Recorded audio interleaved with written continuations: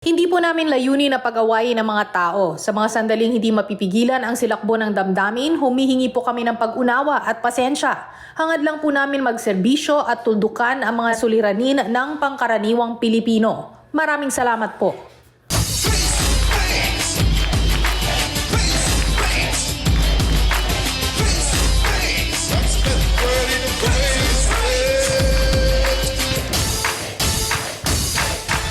When life gives you hell, lumabang ka lang, huwag kang susuko.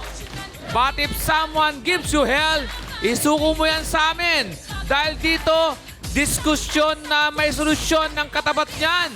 Gaya ng lagi natin sinasabi, pag may issue, huwag na ang palakihin, ating harapin face to face.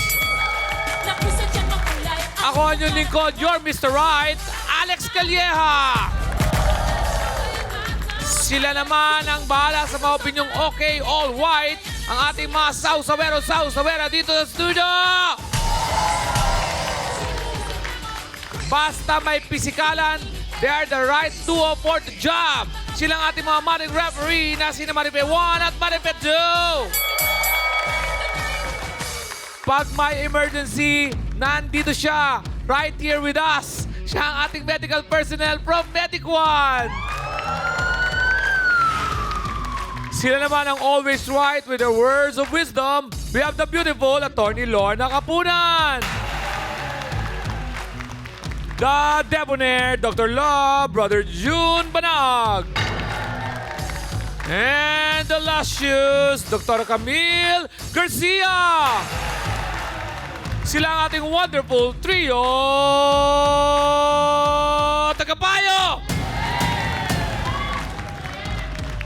She is the rightful person para mamagitan sa ating mga bisita. Heto na ang Queen Mother, Mama Sexiness, Mama Carla Estrada. Good morning! Good morning! Good morning, Trio Tagapayo! Ang tanong ni Edna kay Leia. Leia, higad ka ba? Bakit? Kasi ang katikati mo. Kaya naman ang balik ni Leia kay Edna, mind your own business, scratch your own galis. Ay, nako. Ang mga problemang hindi na kailangan pang paabutin sa demandahan, harapin natin Face to face!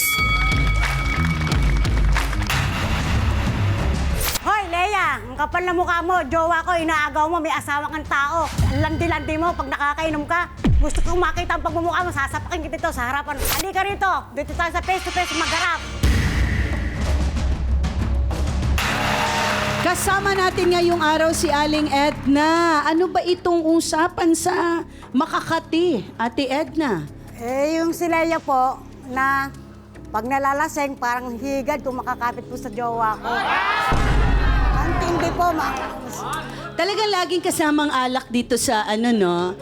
Okay, pero paano nyo nasabing nilalandi naman ni Leia? Formero kasi mga kumare ko lang ang nagsasabi nung nagiinuman sila. Ngayon, eto na, nakisama na ako sa inuman nila. Nung makita kong nalasing na talaga, kung makakapit po talaga sa jowa ko. Kumbaga, yung jowa ko nga po, tinadyakan ko sa harapan niya eh.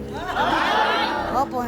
Gaano ba kadalas ang inuman at talagang napagdudahan mo na? Sa amin po kasi, kung sino ang may birthday, Pag may okasyon. Nagiinuman po. Okay, so matagal mo ng kapitbahay ito. opo, mga kumare ko nga po, kumare ko nga po yan si Leia eh.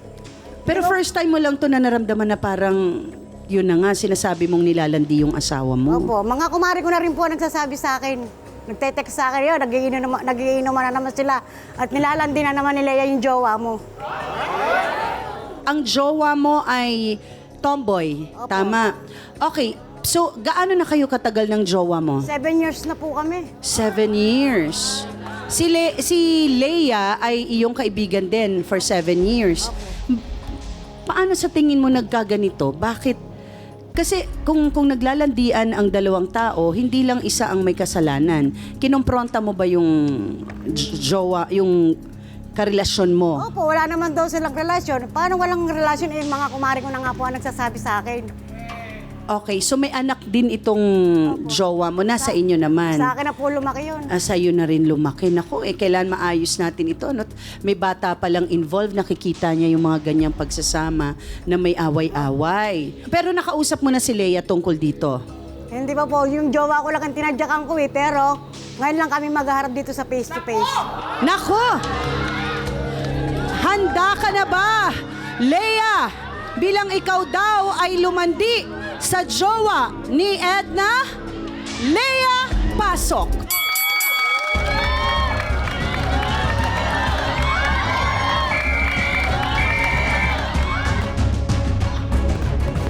Bakit? Ano ba problema mo? Eh, wish mo matanda ka ikaw kasi yun. ka pinagpalit ka.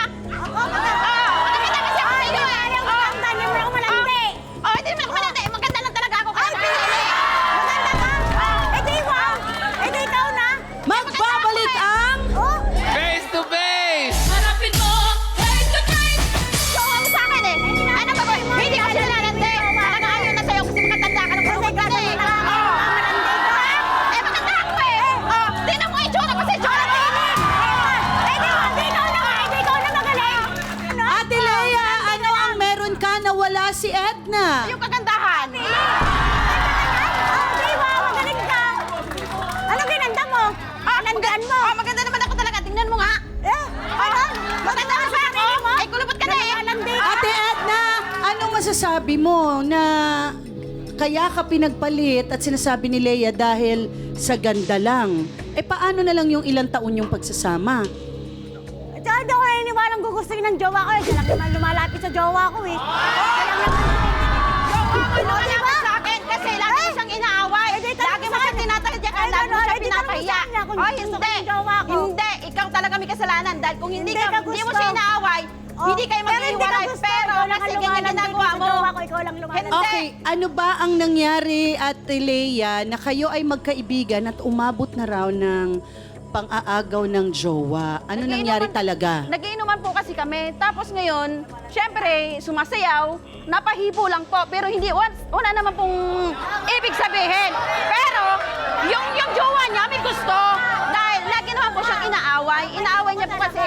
So ang sinasabi mo na baling sa Ngayon, iyo ang ngayon po kasi pagtingin Opo. dahil maalaga ka ba? Oo. Naintindihan ko naman po yung kasi sinasabi niya, lagi niya inaaway eh. Ah, So, tinatadyakan niya, lagi niya pinapay sa mga kumare namin, ganun po.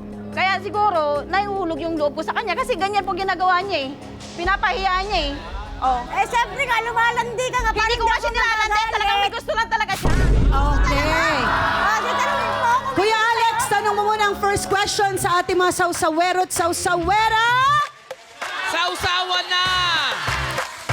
Tara, may sausaw na tayo sa nag-aaway na parehong nagmamaganda. Ilabas na mga cellphone para sagutin ang ating unang tanong. Kung may gustong umagaw sa jowa mo, anong gagawin mo? A.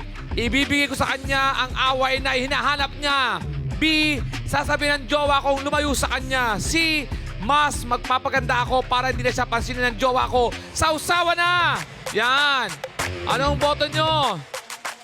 Nako, so far ito na ang mga nanalo. Ito po ang botohan natin sa sausawan. 75%. Mama Carla, sasabihan niya raw ang jowa niyang lumayo sa kanya. Yan po ang nanalo sa botohan natin dito sa sausawan na. Back to you, Mama Carla. Maraming salamat, Kuya Alex. Siya naman ay may ibang issue kay Leia na may kinalaman sa utang. Jen, pasok.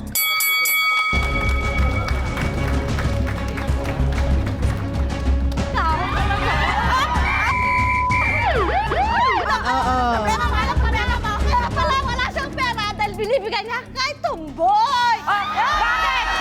Bakit? Dahil si Tomboy. Dahil nagkagusto sa'yo si Tomboy. Hindi mo ginawa niya, Tek. Nagkagusto, di ba?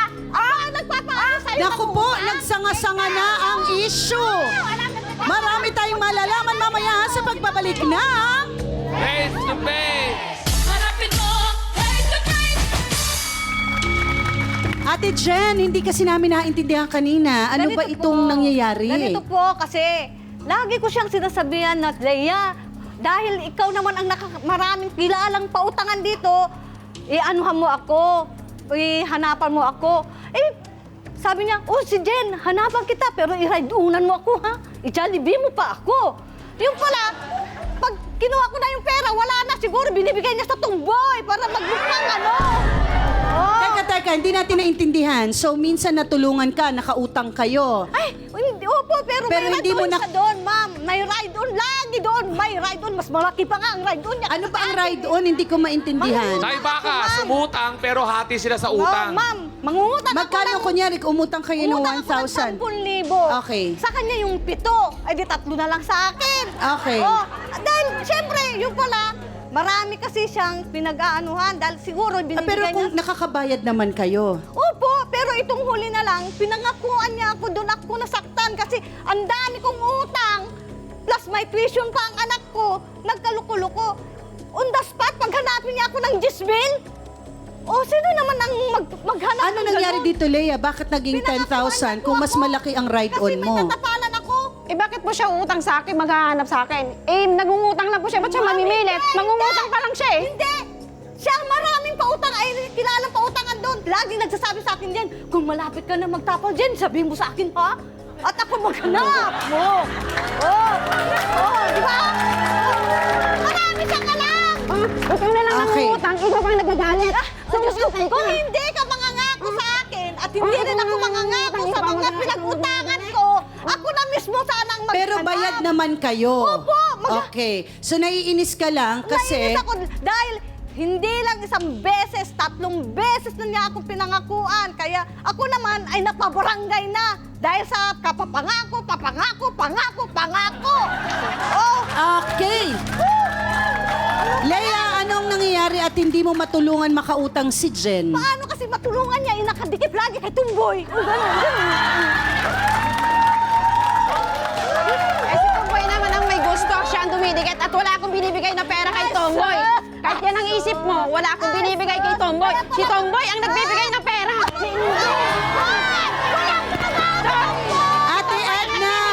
Ate Edna, ano masasabi mo na... Ano ba pangalan ni jowa mo? Jenny! Ano ba sabi ni Jenny na siya ba ang binibigyan ni Leia o siya Ay, nagbibigay? hindi po, wala sinasabi sa akin yung jowa ko. Basta ang sinasabi niya sa akin, lumalanti sa kanya si Leia. Tama yun. Hindi ko siya nilalandi. ito nga. Siya lang talagang may gusto. Dahil ikaw kulubot ka na, matanda ka na, kaya ayaw na sa'yo. Ano? Okay, bago tayo magpatuloy, kausapin muna natin ang isa sa ating trio tagapayo. Dr. Love, bakit po may mga nangaagaw ng jowa ng may jowa na? Ewan ko ba, mas exciting yata yun. Hindi ko malaman ang values nitong mga taong to. Pag may karelasyon kasi, ingatan natin, respetuhin natin yung relasyon ng iba. Humanap ka ng ibang maliligawan mo. Pero kasi hindi mo rin magugustuhan yung karelasyon mo aagawin ng iba. Ang punto rito, kung naaagaw, Edna, kung naaagaw yung jowa mo, ibig sabihin, ba ayaw na sa'yo.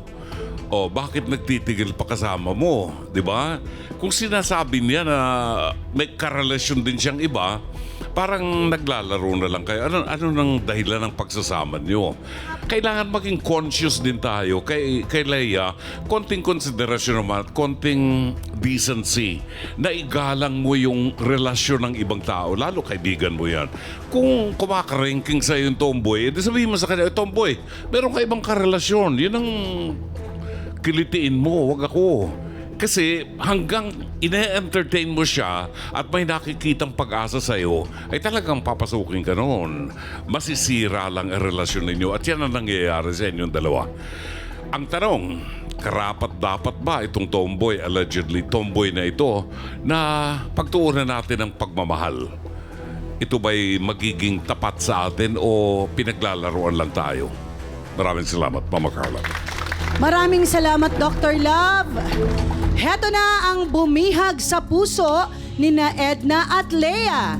Jenaline Pasok. Hindi kasi ito eh. Ikaw pa nananakit? Parang mukha mo.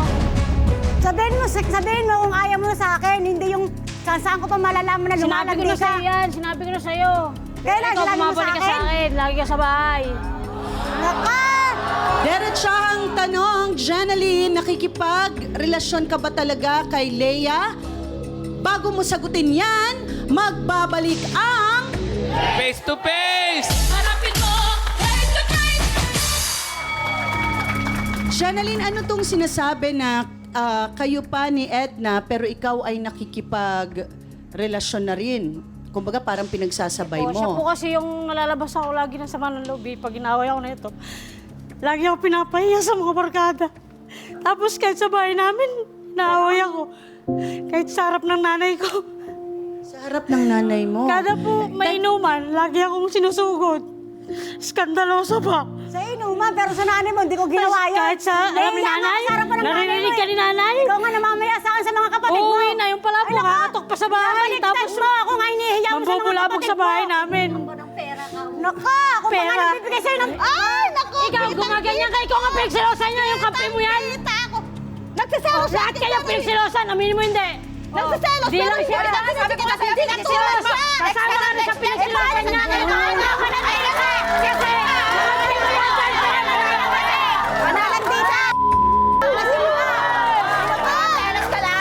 Nandito tayo. Pinagsilosan niya. Nandito tayo sa face-to-face para ayusin tong problema. Magkasundo man kayo, hindi at least mabawasan, no? Kasi masakit tong mga nangyayari. Agawan, may pag-ibig kasi. Sobrang selosa ka ba talaga, Ate Edna? Opo, Ma'am Carla. Okay. Hindi nyo ba napag-uusapan yung ganyan yung problema? Bakit kayo humantong sa ganito? Dahil sa 7 taon, natiis mo, Jenaline, na sinasabi mong pinapahiya ka. Lagi ako ni-skandalo. Sino ba mas matanda sa inyong dalawa? Ilan taong ka? 53. Siya? Nahiya na nga ako sa amin. Laging ganun ginagawa sa amin. 36. Okay. Bakit, Jenaline, umabot ka pa sa 7 taon? Ano nangyari? Ikaw ba, totoo ba na ikaw din kasi ay sumandal din kay Ate Edna at Sa anak ko po natulungan kasi, ka? sa anak ko po siya na po yung kinalakihan. Sa kanya na po sumasama yun sa nanay ko, ayaw sa kanya lang. Tapos pag inaaway niya po ako, maghihiwalay na raw kami, kinabukasan na sa bahay na naman. Matagal na sana kami Alam mo, ganyan naghiwalay. kita kamahal, pero niloloko mo ko. Niloloko? Ikaw lang Okay. lumoloko sa Pero sarili mo. Ate Edna, kung wala na Ikaw lang kayo, lumoloko sa sarili mo kasi bakit alam mo. bumabalik ka pa sa Hindi, bahay nila? sinasabi ko naman sa kanya, Alam mo, walang tapatin mo nangyari. ako kung ayaw mo na sa akin. Hindi naman parang humabol ako sa'yo eh. Yung anak na lang niya nasa akin. Nasabi ko na sa iyo minsan dahil sobra na yung ginagawa mo iskandalo Hindi mo sa akin. sinasabi sa akin kung ayaw mo na sa akin. Sinabi ko na Hindi sa'yo kita yun. pipilitin kung ayaw mo na sa Ikaw akin. nga lagi Totoo nakikipag-iwalay lang. sa akin. Ayaw ko rin na Ikaw na naghahabol nangaway, ako. ikaw pa Ginagawa mo nakipag-iwalay, nga ako. bumabalik ka pa. Nilasanuwasan Ay, niyo naku. ako. So ito talaga ay usaping pag-ibig at pakikipagrelasyon, ano? Okay. Bago tayo magpatuloy, Kuya Alex, kausapin muna nating muli ang mga sausawero at sausawera. Sausawa na! Yan! Atat na ang mga sausawero at sausawera na maisausaw. Kaya sagutin natin ang ating huling tanong. Base sa naging usapan ngayon, sino ang dapat piliin ni Jenaline? Naku, ito na. A. Si Edna dahil matagal at subok na ang kanilang relasyon. B. Si Leia. Bigyan ng chance baka mas sumaya si Jenaline sa kanya. Boto na! Yan. Leia ba o Edna? Ito na, panahon na. Nako, alos tay. 57, yan, maganyan. 57% boto kay Edna, ang karamihan. Ang nanalo po ay si Edna dahil matagal na raw at subok ang kanilang relasyon. Sino gusto magpaliwanag? Ano pangalan? Jaira po. Jaira. May jowa? Sa ngayon wala po. Sa- Magkaroon. Manawagan ka. Ay, nananawagan ako dyan sa lahat ng mga lalaki. Mamaya. Grabe. May Sa uwi lahat ako mamaya. talaga. Kailan ka uli nagka-jowa? Matagal na po, siguro po mga 2017 po. Ba't kayo naghiwalay? Dahil ba sa ganitong simula? O ganyan din po yung nangyayari. And mas naisip ko po na mas mag-focus na lang po ako sa family ko. Kasi mas kailangan nila ako ngayon. Yan. Ikaw, ito lang, katuwaan lang naman. Sino mas pipiliin mo? Kung ikaw si Jenaline, si Leia o si Edna at bakit? Para po sa akin is si Edna na lang po. Kasi kung nasasakal na po siya sa pagmamahalan nila, mas piliin niya na po yung kung saan Si Leia yan, si Leia. Si Edna yun eh. Si Leia po. Yan. Kung saan sasasaya, dun po siya. Dahil nasasakal na siya kay Edna. Tama? Kung nasasakal na po siya doon, di na healthy yung relationship nila, mas piliin niya yung mas makakadagdag ng healthy ng relationship nila. Yan. Jaira, sa mga guys dyan, shout out. Back to you, Mama Carla. Maraming salamat, Kuya Alex. Abangan naman natin ang ating trio tagapayo sa pagbabalik ng... Face to face. Matapos marinig ang kwento ng bawat partido, ngayon naman ang trio tagapayo ang ating pakikinggan sa pangunguna ni Attorney Lorna Kapunan. Maraming salamat, Mama Carl. Edna, sa kwento ni Jeneline, nananakit ka raw, ha? Ang violence ngayon, domestic violence, Republic Act 9262, hindi lang physical. Maraming klase. May physical, yung binubugbog, tinatadyakan mo. May emotional, yung pinapahiya mo, tsaka psychological. May verbal, masyado kang nananakit. At panglima, may economic, no? Kasi umaasa ata sa'yo si Jeneline kasi nasa yung anak niya. May anak ka, Jeneline, no? Nasa iyo. Ang sinasabi ko lang, pag ganun na ang sitwasyon, umalis ka na, Jeneline. At pabayaan mo na, Edna. Parang hindi na tama, hindi na kayo bagay sa isa't isa. Pangalawa, Jen, mag-closure na kayo, mag-move on ka na. Huwag ka nang pumili kung kay Leia ka ba or kay Edna. Piliin mo na ang sarili mo at piliin mo na yung anak mo.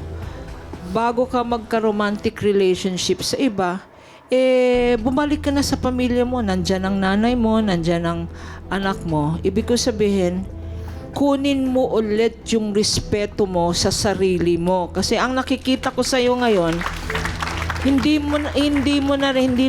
mo mahal si Edna, parang nawalan ka na ng pagmamahal sa sarili mo. Isipin mo na yung dignidad mo kasi sinisiraan ka sa mga kumare niya. So, magpasalamat ka sa 7 years na yon.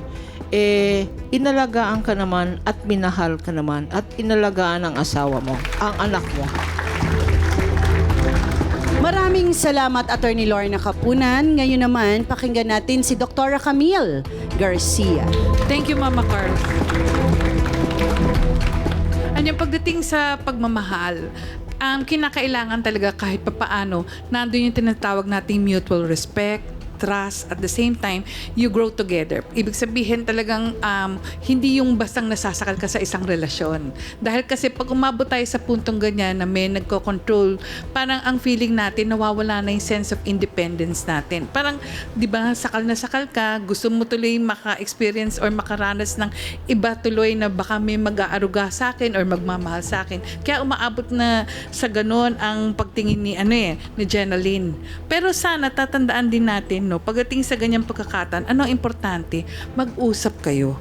Napakahalaga ng communication dito. Napakahalaga rin na pag nirerespeto nyo ang bawat isa, maiintindihan nyo kung ano ba ang dapat mangyari. Kasi ang pagmamahal, hindi pinapakita na porke ganito, pinaglaban mo. Hindi paglaban na physical ang pinag-uusapan dito. Kung gusto mong paglaban ng pagmamahal mo, gumawa ka ng paraan na ipakita mo sa kanya kung ano ba ang tunay na pagmamahal. Respeto at pagtitiwala. Importante yan. Salamat, Dr. Camille Garcia. Ngayon naman, balikan natin si Dr. Love. Maraming salamat, Mama Carla. Sa anumang relasyon, mahalaga yung respeto sa isa't isa. Same sex or, yung straight. Kailangan yung respeto sa isa't isa. At mukhang iyon ang nawala sa inyong dalawa. Kay Jeneline, nawala yung self-respect mo. Nawala yung respeto mo sa pagkatao mo, sa dignidad ng pagkatao mo. Naging totally dependent ka kay Edna. So, siguro ito na yung panahon para pakita mo naman sa sarili mo na kaya mong ibalik yung respeto at ikaw ay isang tao. Hindi ka kinokontrol, hindi ka robot. Matanda ka na, may anak ka na Hindi ka dapat ginugulpi ni Edna. At sa isang nagmamahalan, wala yung gulpihan na yan. Alisin nyo yan sa bukabularyo nyo, yung gulpihan. Hindi, I don't think magiging successful pa ang inyong relasyon, Edna. Ang kailangan na lang sa inyong dalawa, yung closure. Actually, yung acceptance lang, no? Pag magsasama pa kayo uli, mas matinding gulpihan ang mangyayari sa inyo. Baka mauwi pa kayo sa kaso. What I'm trying to tell is, ang isang tao na nahihirapan ngayon at naapektuhan ay ang anak ni Jenaline. Yun ang pagtuunan mo ng pansin. Kung ikaw ay nag-enjoy na sa pamamangka sa dalawang ilog, utang na loob, bigyan mo ng panahon yung anak mo na lumaki ng normal at maramdaman niya na minamahal siya. Meron siyang nanay na magpoprotekta at magmamahal sa kanya. Yun ang pinakamahalaga kaysa dito sa dalawa, kay Leia at kay Edna. Matanda ka na. Yun ang muna ang pagtuunan mo ng pansin. At kaawa-awang bata na naapektuhan psychologically, emotionally, apektado ang bata. Sana matapos na itong araw na ito at magkasundo na kayo na, tapusin na ang lahat. It's not gonna work anymore. Maraming salamat, Mama Carl. Maraming salamat, Dr. Love. Ngayon ay maririnig na natin ang ating mga bisita. Unahin natin si Jenaline. Ano ang gusto mong sabihin kay Edna? Sa akin naman po, okay naman kami. Kasi yung anak ko talagang siya na na-plug. Ayoko lang po yung lalabas lang ako, ma'am, 5 minutes, susundan niya na ako. Tapos, Gusto mo pa bang makipagrelasyon kay Ate Edna? Tanggalin mo yung kamay mo, Jenaline. opo, para sa anak ko rin po. Kasi siya na yung kinalakihan talaga. Mula na sa ospital ako, siya lang nag-alaga din doon. So gusto mo pa rin talaga si Ate. Mahal mo pa ba siya o para lang sa anak Mahal ko mo? naman po talaga yan. Aso lang po, ang hirap Kung mahal mo siya, doon ka tumabi sa kanya. Tanggap mo na ba siya? Dalhin mo upuan mo. Kawin mo yan! Kawin mo yan! Dalhin mo upuan mo. Dalhin mo yung upuan mo. Ayan. Gusto mo lang tumabi. Mahal ko naman po yan. Kaso lang, sobrang silosa kasi parang nahiyan ako sa mga tao sa amin. Ate Edna, anong Kasi ako masasabi sa mga mo? pag-awi.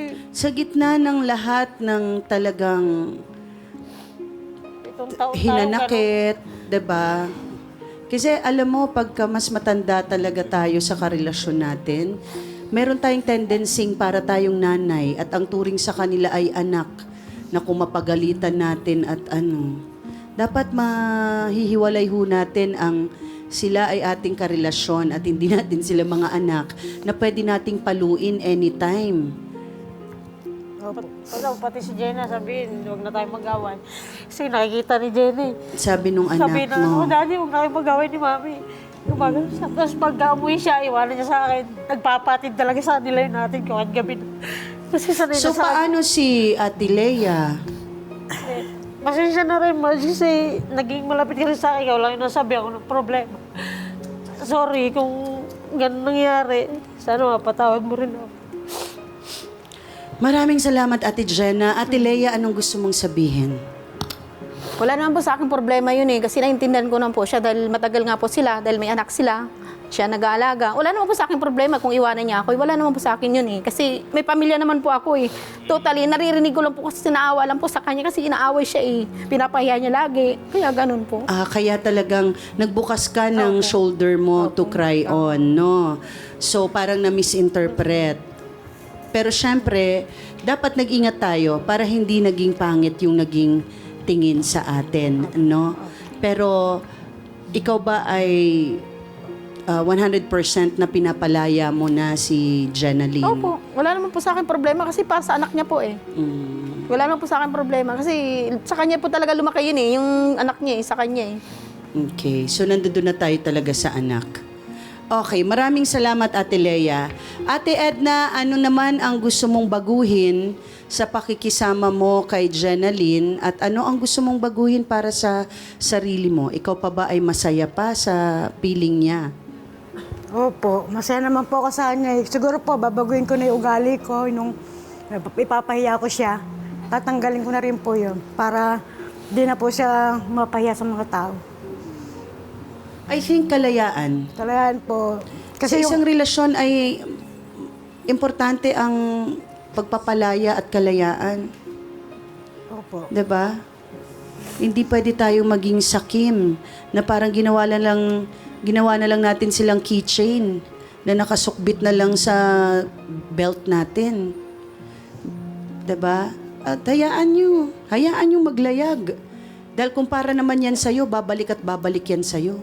Opo. Diba? Nang walang kalokohan.